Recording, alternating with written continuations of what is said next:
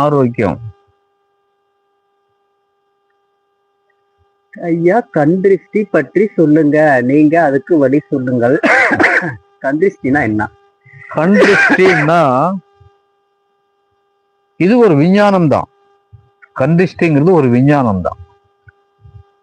அதாவது இதுல கவனிக்க வேண்டியது, முக்கியமா கவனிக்க வேண்டியதுன்னா, இது நம்மளுடைய வாழ்க்கை நல்லா சீரும் சிறப்புமா செழுமையா நல்லா போய்கிட்டு இருக்குன்னு வச்சுங்க.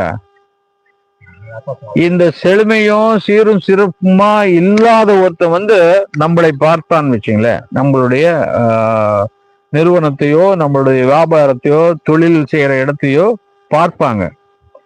அது பார்க்கும் பொழுது அவனுடைய மனத்தில் குரூர குணம், அதாவது அவனை கெடுக்கணும், இவங்களை தகராறு பண்ணணும் அப்படின்னு நினைச்சு அவன் பார்வை பார்க்கறான்னு பாத்தீங்களா, அது நம்மளை தாக்கும்.